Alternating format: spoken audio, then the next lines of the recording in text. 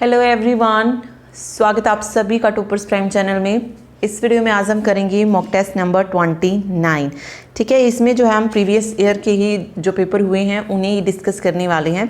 ठीक है, इसके अलावा अगर आप दिल्ली पुलिस और हरियाणा पुलिस के लिए कंप्लीट मॉक टेस्ट खरीदना चाहते हैं तो आप जो है परीक्षा ऐप से खरीद सकते हैं। उन मॉक टेस्ट को खरीदने के लिए आप हमारा टॉपर्स 40 कोड यूज़ कर सकते हैं, जिस पे जो है आपको 40% का ऑफ मिलेगा।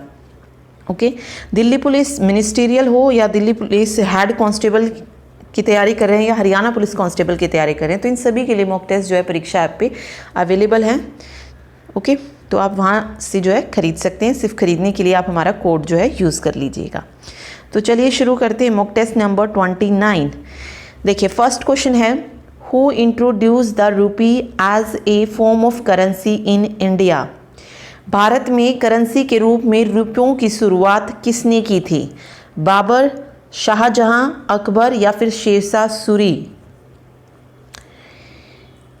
करेंसी के रूप में रुपयों की शुरुआत जो थी ये हुई थी 1540 से 45 के बीच में, और ये शुरुआत किसने की थी? शेरशाह सूरी ने की थी। तो डी ऑप्शन जो है यहाँ पे करेक्ट हो जाएगा, शेरशाह सूरी। ओके, नेक्स्ट देखिए, Which of the following government scheme was announced to promote financial inclusion? वित्तीय समावेशन को बढ़ावा देने के लिए सरकार ने किस योजना की घोषणा की? अटल पेंशन योजना, इनकम डिक्लेरेशन स्कीम, प्रधानमंत्री जन धन योजना, नन ऑफ द अबव। वित्तीय समावेशन यानी कि फाइनेंशियल इंक्लूजन को बढ़ावा देने के लिए पूछा गया है। तो देखिए, अटल पेंशन योजना जो है ये पेंशन से रिलेटेड है।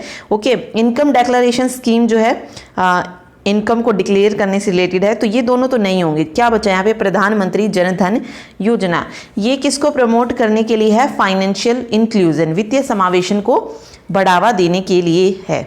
ओके, इस योजना की जो घोषणा थी वो हुई थी 15 अगस्त 2014 को, और इसका जो आरंभ था, शुभारंभ था, वो हो गया था 28 अगस्त 2014 को। ठीक है, ये स्कीम से रिलेटेड कब शुरू हुई थी ये? तो ये क्वेश्चन आते हैं चाहे कितनी भी पुरानी स्कीम है, 2014 से लेकर जो भी स्कीम आई हैं उनसे रिलेटेड क्वेश्चन जो है पूछ लिया जाता है। ओके, और इसका जो आरंभ था वो किसने किया था? प्रधानमंत्री श्री नरेंद्र मोदी ने किया था। तो यहाँ पे राइट आंसर हो जाएगा प्रधानमंत्री जन धन योजना। ठीक है, अगला देखिए, सिटी ऑफ पर्ल्स, मोतियों का शहर कौन सा है? कोलकाता, हैदराबाद, जयपुर या चंडीगढ़? मोतियों का शहर किसे कहा जाता है? तो देखिए, जयपुर को क्या कहते हैं? पिंक सिटी कहा जाता है। जयपुर को पिंक सिटी। ठीक है, और सिटी ऑफ पर्ल्स यानी कि मोतियों का शहर कहा जाता है हैदराबाद को। तो यहां पे जो राइट आंसर हो जाएगा वो हो जाएगा हैदराबाद। नेक्स्ट है, name the largest mosque in India? कुवत उल इस्लाम, चार मीनार, मोती मस्जिद या फिर जामा मस्जिद? भारत में सबसे बड़ी मस्जिद बतानी है, कौन सी है? जामा मस्जिद जो है यहाँ पे सही हो जाएगा। ठीक है, भारत में जो सबसे बड़ी मस्जिद है वो कौन सी है? जामा मस्जिद है। और जामा मस्जिद है कहाँ पर? तो जामा मस्जिद है दिल्ली में। इसके अलावा कुवत उल इस्लाम और मोती मस्जिद ये दोनों भी कहाँ पर हैं? दिल्ली में ही हैं। और चार मीनार जो मस्जिद है, ठीक है, वो कहाँ पर है? चार मीनार है हैदराबाद में। और जो सबसे बड़ी मस्जिद है वो कौन सी है? जामा मस्जिद, जिसका निर्माण हुआ था 1656 में। ओके, और इस मस्जिद का निर्माण किसने करवाया था? शाहजहां ने करवाया था। 1650 में शुरू हुआ था बनना और 1656 में जो है ये बनकर तैयार हुआ था। इसे बनने में लगभग जो है 6 वर्ष का समय जो था लगा था। ठीक है, चलिए अगला देखिए। नेक्स्ट है, पीपीपी स्टैंड्स फॉर। पीपीपी का अर्थ बताना है, public private partnership, purchase price power, pan postal payment या primary public partner? Triple P दिया है, ये जो है रिलेटेड है ट्रांसपोर्टेशन से, ट्रांसपोर्ट से रिलेटेड है ये। तो इसकी जो फुल फॉर्म है वो है public private partnership. First option जो यहाँ पे सही हो जाएगा, पब्लिक प्राइवेट पार्टनरशिप। नेक्स्ट देखिए, which of the following is one of the largest camel and cattle fair in the world. कौन सा विश्व का सबसे बड़ा ऊंट और मवेशी मेला है? पुष्कर मेला, डेजर्ट, सूरजकुंड मेला या उपयुक्त में से कोई नहीं। सबसे बड़ा जो विश्व का जो सबसे बड़ा ऊंट और मवेशी मेला है वो कहाँ पर लगता है? तो ये लगता है राजस्थान के पुष्कर में।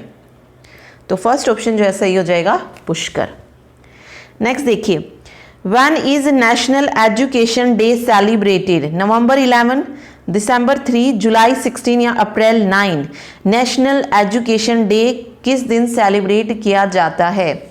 ठीक है, नेशनल एजुकेशन डे सेलिब्रेट करते हैं किस दिन? जिस दिन मौलाना अबुल कलाम आज़ाद की बर्थ एनिवर्सरी होती है।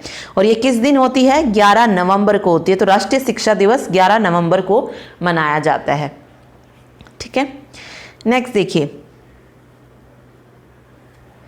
किस भारतीय ने 1913 का नोबेल पुरस्कार जीता जिन्हें विश्व कवि के नाम से भी जाना जाता है? Which Indian also known as विश्व कवि won the Nobel Prize in 1913? Mahadevi Verma, Rabindranath Tagore, Sarojini Naidu या सत्येंद्रनाथ बोस? तो किस भारतीय ने जो है 1913 का नोबेल पुरस्कार जीता था? तो ये जीता था रविंद्रनाथ टैगोर ने और इन्हें विश्व कवि के नाम से जाना जाता है। ठीक है, अगला देखिए, द क्रिटिकली इंडेंजर्ड घड़ियाल इज फाउंड इन?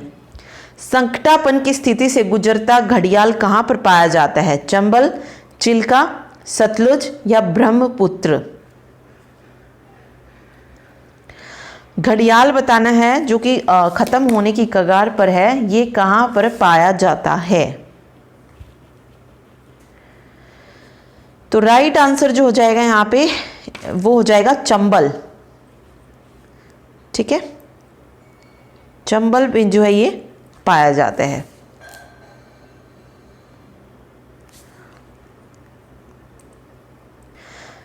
ठीक है, चंबल रिवर जो है यहाँ पे सही हो जाएगा। इसके अलावा अगर हम बात करें तो ये जो है गंगा, गिरवा रिवर और महानदी, इनमें भी जो है पाया जाता है, बट यहाँ पे जो राइट आंसर होगा वो चंबल रिवर हो जाएगा। ठीक, अगला देखिए, what is the name of India indigenous navigation system? Bharat का देशज नौ परिवहन प्रणाली का नाम जो है बताना है। नाविक, ग्लोनास, इंडिया जीपीएस या फिर जीपीएस? तो राइट आंसर जो हो जाएगा यहाँ पे वो हो जाएगा नाविक। ठीक है, नाविक जो है सही हो जाएगा यहाँ पे। नाविक, ठीक है, नाविक सही होगा। इसकी जो फुल फॉर्म होगी वो क्या होगी? नेविगेशन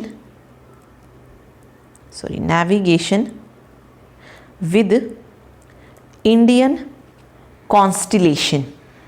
ठीक है, नाविक की जो फुल फॉर्म होगी नेविगेशन विद इंडियन कॉन्स्टिलेशन। ठीक है, चलिए अगला देखिए, which of the following government scheme was introduce to deal with black money?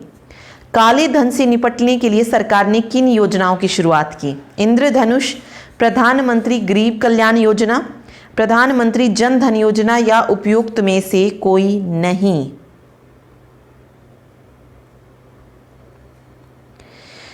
तो कौन सी योजना थी जो कि काले धन से निपटने के लिए सरकार ने शुरू की थी? प्रधानमंत्री जन धन योजना नहीं थी क्योंकि वो हम ऊपर पढ़ चुके हैं, वित्तीय समावेशन को बढ़ावा देने के लिए थी। तो यहाँ पे जो राइट आंसर हो जाएगा वो होगा प्रधानमंत्री गरीब कल्याण योजना। ठीक है, इसके अलावा यहाँ पे एक इंद्रधनुष दिया गया है। इंद्रधनुष जो है ये किससे रिलेटेड है? टीकाकरण से रिलेटेड है।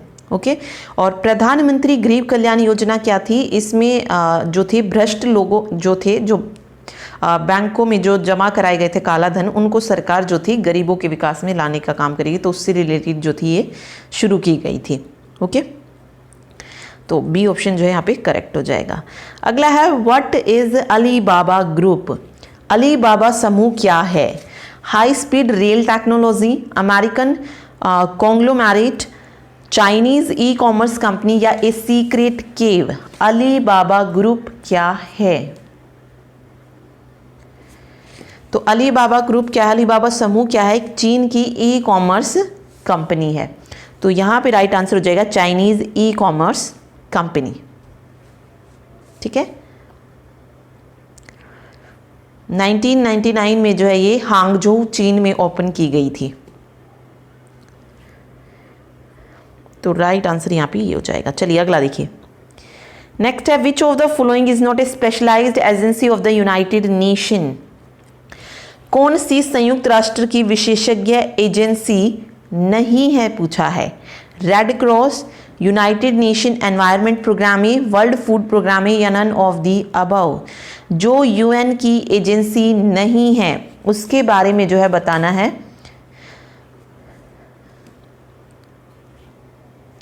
तो देखिए यूएन की एजेंसी कौन कौन सी हैं? यूएनईपी भी है और WFPP भी है। रेड क्रॉस जो है ये एजेंसी नहीं है यूनाइटेड नेशन की। तो फर्स्ट ऑप्शन जो यहाँ पे सही हो जाएगा। ठीक है, रेड क्रॉस जो है यहाँ पे सही होगा। चलिए नेक्स्ट देखते हैं।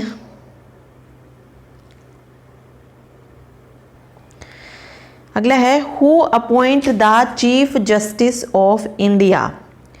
भारत के मुख्य न्यायाधीश की नियुक्ति कौन करता है? Prime minister of India, president of India, law minister या नन ऑफ दी अबव। मुख्य न्यायाधीश की नियुक्ति जो है किसके द्वारा की जाती है भारत में? भारत के राष्ट्रपति के द्वारा, यानी कि प्रेसिडेंट ऑफ इंडिया जो है नियुक्त करती है मुख्य न्यायाधीश को। ठीक है, चलिए अगला देखिए। Which is the first fully organic state in India. संपूर्ण जैविक खेती वाला पहला राज्य कौन सा है? सिक्किम, नागालैंड, गुजरात या फिर Goa. Fully organic, the first and only state in India 2016 में जो था ये डिक्लेयर किया गया था, तो वो है सिक्किम। संपूर्ण जैविक खेती वाला पहला राज्य कौन सा है? सिक्किम। नेक्स्ट है, which of the following languages was spoken by Buddha. कौन सी भाषा बुद्ध द्वारा बोली जाती थी? प्राकृत, संस्कृत, अपभ्रंश या उपयुक्त में से कोई नहीं। बुद्ध द्वारा कौन सी भाषा जो है बोली जाती थी? तो राइट आंसर हो जाएगा यहाँ पे प्राकृत भाषा, फर्स्ट ऑप्शन। ठीक है, नेक्स्ट देखिए। Which of the following is not a constitutional body. निम्न में से कौन सा संवैधानिक निकाय नहीं है उसके बारे में बताना है। Election commission, UPSC, central vigilance commission, finance commission. तो जो संवैधानिक निकाय नहीं है उसकी बात हो रही है।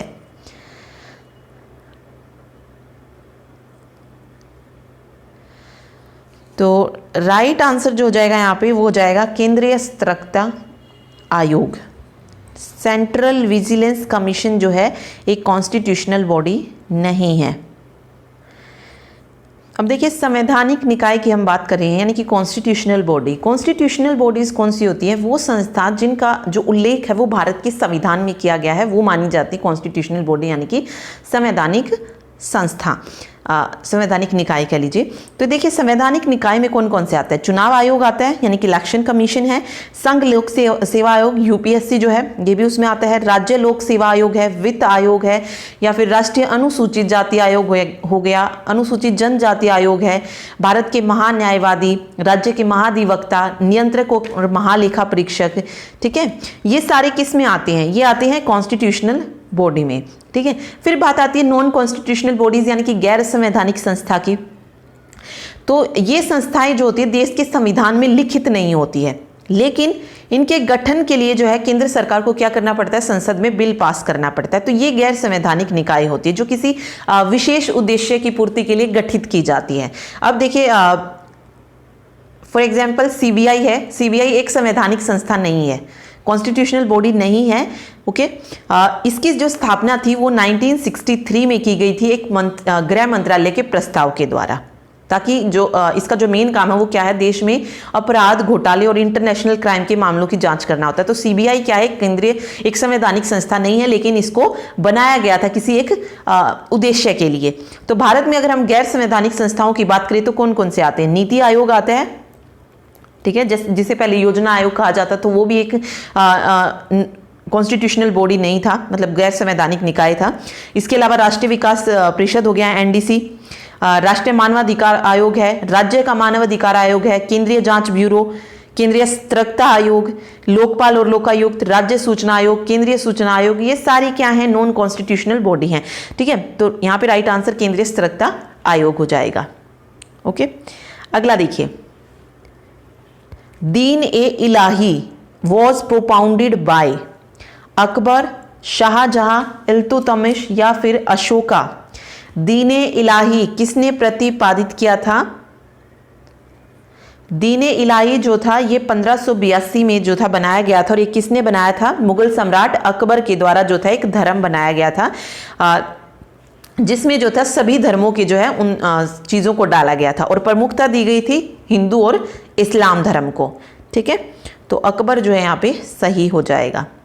इसके अलावा जो थे इसमें पारसी, जैन और ईसाई धर्म के जो थे विचारों को भी सम्मिलित किया गया था, लेकिन जो मेन फोकस किया गया था इसमें वो थे हिंदू और इस्लाम धर्म। ठीक है, नेक्स्ट देखिए, where is the Bhabha atomic research centre located? Kolkata, Mumbai, Chennai या फिर Delhi? Bhabha atomic research centre कहां पर स्थित है? तो कहां पर है? बार्क की फुल फॉर्म भी पूछ सकते हैं, तो वही होती है भाभा एटॉमिक रिसर्च सेंटर। ये कहां पर लोकेटेड है? ये है मुंबई, महाराष्ट्र में। ठीक है, फाउंडर कौन थे इसके? होमी जे भाभा। ठीक है, चलिए नेक्स्ट देखिए, व्हाट वर जैन गुरुज और टीचर्स कॉल्ड? अभंगास, आजीविकास, तीर्थकर या अलवार? जो जैन गुरु हुए या टीचर हुए उन्हें किन नाम से जाना जाता है? तो बहुत इजी है, उन्हें तीर्थकर कहा जाता है। ठीक है, तीर्थकर जो है यहाँ पे सही होगा। नेक्स्ट है, name the largest border guarding force in the world? विश्व में सबसे बड़ा सीमा सुरक्षा बल का नाम बताना है। Border security force India, people armed force police China, या पाकिस्तान रेंजर्स पाकिस्तान, या फ्रंटक्स ईयू यानी कि यूरोप। विश्व का सबसे बड़ा सीमा सुरक्षा बल का नाम क्या है?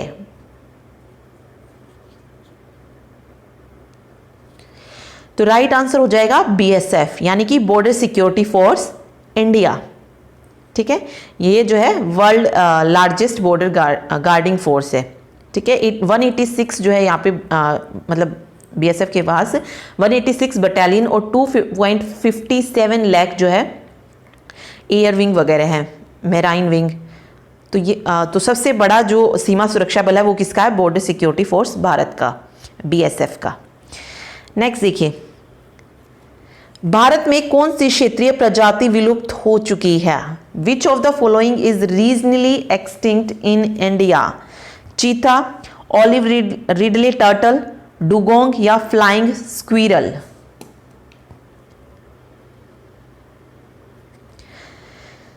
Which of the following is regionally extinct in India? तो कौन सी क्षेत्रीय प्रजाति जो है विलुप्त हो चुकी है? तो राइट आंसर जो हो जाएगा यहाँ पे वो हो जाएगा चीता।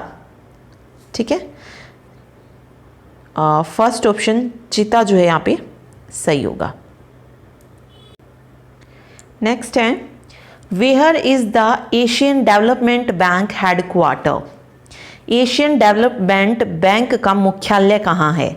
Shanghai China, London UK, Manila Philippines या टोक्यो जापान?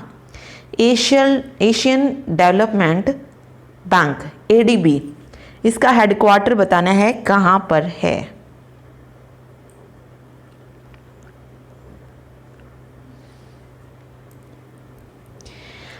एडीबी की अगर बात करें तो एडीबी जो था कब एस्टेब्लिश हुआ था? 19 दिसंबर 1966 को जो था एशियन डेवलपमेंट बना था। ओके, इसका जो हेड क्वार्टर है वो कहाँ पर है? मनीला, फिलीपींस में है। तो सी ऑप्शन यहाँ पे करेक्ट हो जाएगा, मनीला, फिलीपींस। नेक्स्ट देखिए, what is the name of India first manned mission? Bharat का प्रथम मानव सहित अंतरिक्ष मिशन कौन सा है? मंगलयान, चंद्रयान, गगनयान या हैबिटेट थर्ड? प्रथम मानव सहित पूछा है इन्होंने, तो राइट आंसर जो हो जाएगा वो होगा गगनयान। ठीक है, गगनयान जो यहाँ पे सही हो जाएगा। नेक्स्ट है, which city was designed by Le Corbusier? Le Corbusier ने किस शहर का प्रारूप था जो बनाया था? नई दिल्ली, चंडीगढ़, कोच्चि या कोलकाता? तो ली कार्बूजियर ने किस शहर का प्रतिरूप बनाया था? चंडीगढ़ का। बी ऑप्शन जो यहां पे सही हो जाएगा, चंडीगढ़। ठीक है, और दिल्ली को किसने डिजाइन किया था? मतलब दिल्ली का जो भी प्रारूप है शहर का, वो किसने किया था? एडविन लुटियंस ने। Edwin Lutyens. ओके, और इसके अलावा राष्ट्रपति भवन जो था ये भी किसने तैयार किया था? एडविन लुटियंस ने जो है इसका डिजाइन तैयार किया था। और ली कार्बूजियर ने किस शहर का बनाया था? चंडीगढ़ का। नेक्स्ट देखिए, who is known as Chirag e Delhi?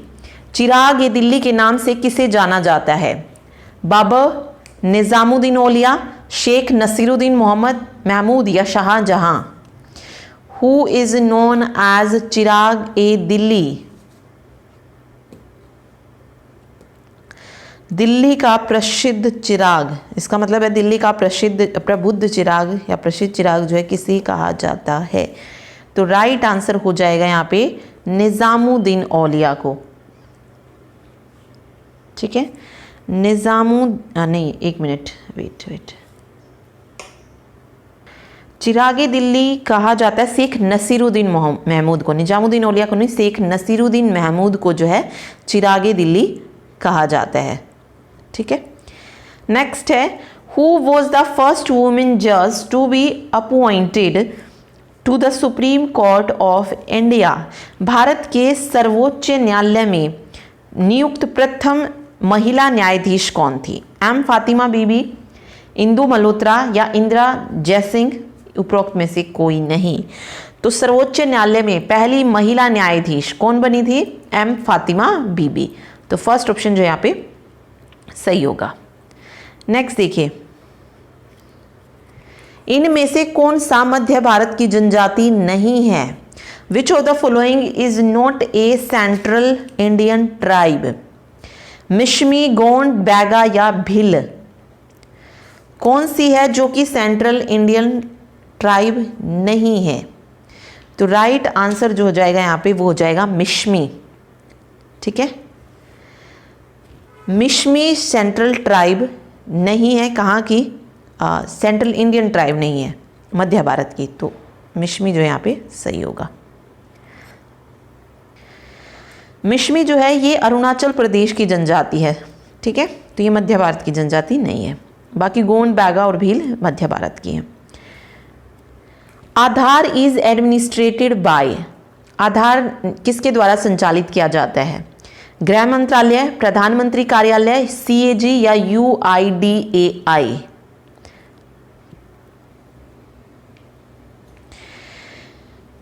तो राइट आंसर क्या हो जाएगा? आधार जो है ये किसके द्वारा संचालित किया जाता है? यूआईडीएआई के द्वारा, यानी कि unique identification authority of India. Authority of India. ठीक है, इसके द्वारा जो है एडमिनिस्ट्रेट यानी कि संचालित किया जाता है। नेक्स्ट देखिए, name the first mammal to be cloned? Clone किया जाने वाला प्रथम स्तनधारी का नाम बताना है। कुत्ता, भेड़, बकरी या घोड़ा? तो सबसे पहले क्लोन जो था किसका बनाया गया था? तो राइट आंसर हो जाएगा भेड़, ठीक है, जिसका नाम था डोली द शीप। डोली नाम था जिसका, डोली द शीप। फर्स्ट मैमल थी जो कि पहले सक्सेसफुली जो था इसका क्लोन बनाया गया था, ठीक है। कहाँ पर? स्कॉटलैंड में, ठीक है, स्कॉटलैंड में जो था इसका बनाया गया था क्लोन। चलिए आगे देखिए। Which of the following is another name for greater और इनर हिमालयाज? वरहिद या आंतरिक हिमालय का अन्य नाम क्या है? शिवालिक, कुमाऊं, धौलाधर या फिर हिमाद्री?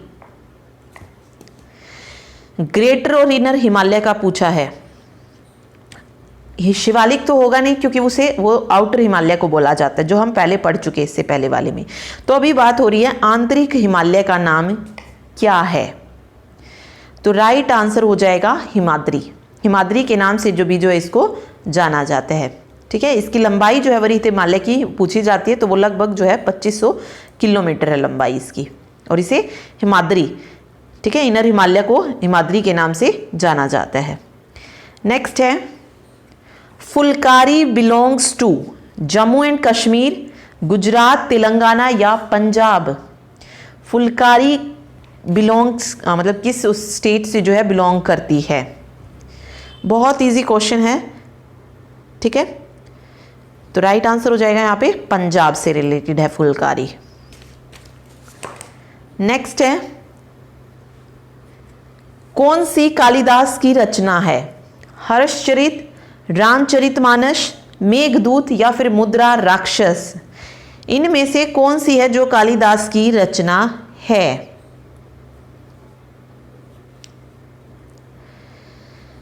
तो राइट आंसर हो जाएगा मेघदूत, ठीक है, ये कालिदास की रचना है। इसके अलावा जो है कुमार संभव है,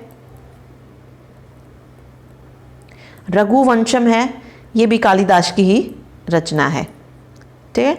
हर्षचरित किसने लिखे थे? बाणभट्ट ने लिखे थे। तो हर्षचरित को किसने लिखा? बाणभट्ट ने, ठीक है। नेक्स्ट है मुद्रा राक्षस। मुद्रा राक्षस किसने लिखी है? विशाख दत्त की बुक है ये, विशाख दत्त। और रामचरितमानस तुलसीदास जी ने लिखी है, ठीक है। तो मेघदूत यहाँ पे सही हो जाएगा, ये कालिदास की बुक है। ओके, अगला देखिए। प्राचीन काल में कौन सा साम्राज्य दक्षिण भारत का नहीं था? चोल, पल्लव, पांड्य या विजयनगर? कौन सा साम्राज्य है जो दक्षिण भारत का नहीं था?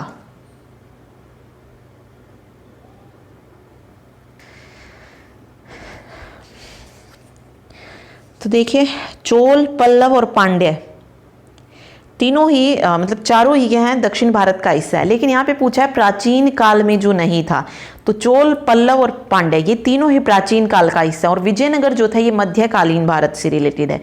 तो यहाँ पे डी ऑप्शन जो है करेक्ट हो जाएगा, विजयनगर, ठीक है।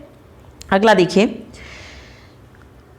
बाल गंगाधर तिलक के साथ किसने होम रूल लीग आंदोलन आरंभ किया था? महात्मा गांधी, गोपाल कृष्ण गोखले, चापेकर बंधु या Annie Besant? Home rule league movement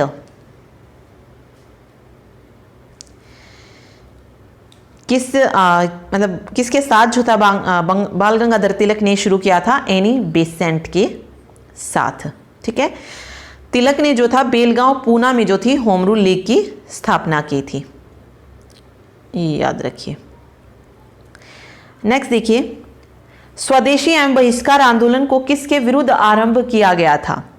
Bengal विभाजन, ब्रिटिश कर, जलियांवाला बाग हत्याकांड या भारतीय कच्चा माल का निर्यात?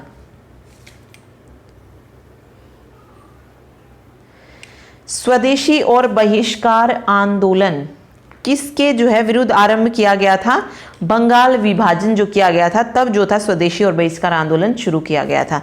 तो बंगाल विभाजन जो यहाँ पे सही हो जाएगा, ठीक है। विश्व का सबसे बड़ा कोरल रीफ का नाम बताएं। Name the world largest coral reef. Andaman and Nicobar island, great barrier reef, Florida reef या फिर लक्षद्वीप। सबसे बड़ा कोरल रीफ विश्व का बताना है, तो कौन सा हो जाएगा? Great barrier reef. ठीक है, ग्रेट बैरियर रीफ जो यहाँ पे सही हो जाएगा। ये कहाँ पर है?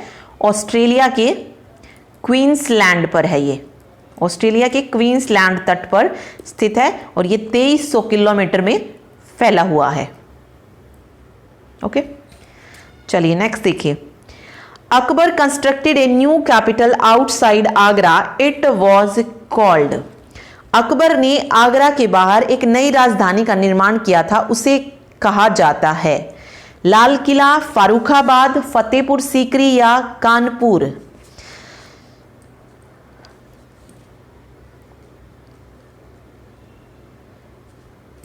तो राइट आंसर जो हो जाएगा यहां पे वो क्या हो जाएगा? फतेहपुर सीकरी। ठीक है, फतेहपुर सीकरी जो थी इसको अकबर के सपनों का नगर कहा जाता है। ठीक है, तो फतेहपुर सीकरी के निर्माण से पहले जो मुगलों की राजधानी थी वो आगरा थी, लेकिन इसके बाद जो थी अकबर ने राजधानी को कहां स्थानांतरित किया था? फतेहपुर सीकरी में स्थानांतरित किया था। तो सी ऑप्शन जो है यहाँ पे करेक्ट हो जाएगा, फतेहपुर सीकरी। नेक्स्ट देखिए, which country is the Ramon Magsaysay award associated with. किस देश से रमन मैग्सेसे पुरस्कार संबंधित है? वियतनाम, फिलीपींस, मलेशिया या फिर सिंगापुर। ये जो पुरस्कार है ये एशिया के व्यक्तियों और संस्थाओं को उनके अपने क्षेत्र में योगदान के लिए दिया जाता है, मतलब जो भी उल्लेख कार्य वो करते हैं उसके लिए दिया जाता है। ओके, और ये पुरस्कार जो है फिलीपींस के जो राष्ट्रपति थे रेमन मैग्सेसे, पहले जो राष्ट्रपति हुए रेमन मैग्सेसे, उनकी याद में दिया जाता है। तो फिलीपींस यहाँ पे सही हो जाएगा। ठीक है, which code comes into play once elections are announced. कौन सी आचार संहिता लागू हो जाती है जैसे ही चुनाव की घोषणा की जाती है? चुनावी संहिता, निष्पक्ष आचार संहिता, आदर्श आचार संहिता या उपरोक्त में से कोई नहीं। तो कौन सी आचार संहिता लागू होती है जब चुनाव की घोषणा होती है? तो वो होती है आदर्श आचार संहिता। ठीक है, नेक्स्ट देखिए, name the southern most point of the Indian union that got submerged during the tsunami.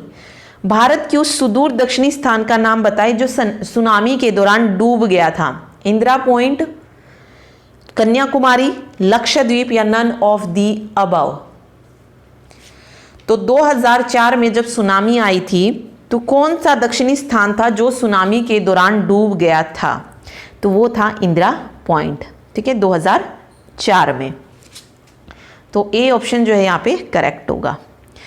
Buddha के पुनर्जन्म के संबंध में किस समूह की कथाओं को जोड़कर देखा जाता है? जातक, त्रिपिटक, स्पिस फेबुलस या नन ऑफ दी अबव। तो जो पुनर्जन्म से संबंधित समूह की कथा है उन्हें क्या कहा जाता है? जातक कथाएं जो है उन्हें कहा जाता है। तो फर्स्ट ऑप्शन जातक जो है यहाँ पे सही होगा। ठीक है, Which of the following financial institution gives loans for development projects to India? कौन सी वित्तीय संस्थान भारत के विकास परियोजना के लिए ऋण देती है? Asian development bank, world bank, new development bank या ऑल ऑफ दी अबव। तो राइट आंसर हो जाएगा उपरोक्त सभी। ठीक है, सभी की सभी जो है देती है। तो डी ऑप्शन जो यहाँ पे करेक्ट होगा। नेक्स्ट देखिए, the state does not uphold any religion as the official religion of the state and practises equal respect to all religion. What is this quality called? राष्ट्र किसी भी धर्म का पक्षपात नहीं करता, वह सभी धर्मों के अभ्यास करने के लिए समान अवसर देता है। इस गुण को क्या कहा जाता है? प्रभुसत्ता, धर्मनिरपेक्षता, लोकतंत्र या फिर गणतंत्र। मतलब जो सभी धर्मों को समान वो देता है अवसर, तो वो कहलाता है धर्म निरपेक्षता, secularism. What is the main source of Indian constitution? Bharat के संविधान का मुख्य स्रोत क्या है? Irish constitution, South African constitution, American bill of rights या government of India act 1935। Bharat के संविधान का मुख्य स्रोत कौन सा है? 1935 का भारत सरकार अधिनियम जो है संविधान का सबसे बड़ा स्रोत है। ठीक है, अगला देखिए, EIA stands for economic impact assessment, energy impact assessment, environment impact assessment या none of the above. EIA का विस्तार रूप बताना है। EIA की फुल फॉर्म क्या होती है? Environment impact assessment. ठीक है, सी ऑप्शन जो है सही हो जाएगा। नेक्स्ट देखिए, what is all Jazeera? Al Jazeera क्या है? A human right organisation, a Qatar based news channel, a religious place या none of the above. Al Jazeera के बारे में बात हो रही है कि अल जजीरा क्या है। तो देखिए, ये है एक Qatar based news channel, Qatar स्थित सामान्य चैनल का नाम है अल जजीरा। ओके, और इसका जो हेडक्वार्टर है वो कतर के दोहा में स्थित है, दोहा। नेक्स्ट है, the Poona pact was between. Poona समझौता किनके बीच में हुआ था? Mahatma Gandhi and BR Ambedkar, Congress and Muslim League, Mahatma Gandhi and Mohammad Ali Jinnah, Jawaharlal Nehru and Subhash Chandra Bose. Poona समझौता, पूना पैक्ट, ये हुआ था 24 सितंबर 1932 को यरवदा सेंट्रल जेल में। किस किस के बीच में हुआ था? भीमराव अंबेडकर और महात्मा गांधी के बीच में हुआ था। ठीक है, तो महात्मा गांधी एंड BR अम्बेडकर जो है यहाँ पे सही हो जाएगा, ए ऑप्शन। ठीक, चलिए नेक्स्ट देखिए। Okay, who among the following Alvar संत is also known as the Meera of the south? मतलब इन अलवर संतों में से किसको दक्षिण की मीरा माना जाता है? सांख्य, नीरद, अंडाल या उपरोक्त में से कोई नहीं। तो राइट आंसर हो जाएगा अंडाल को जो है मीरा ऑफ द साउथ यानी कि दक्षिण की मीरा माना जाता है। ठीक है, चलिए अगला देखिए, name the second largest district in India which is also home to the red Gompa और नमग्याल मोनेस्टेरी। भारत में दूसरे सबसे बड़े जिले का नाम बताए जो रेड गोम्पा या नांग्याल का आवास भी है। तवांग, ले, गैंगटॉक या उपरोक्त में से कोई नहीं।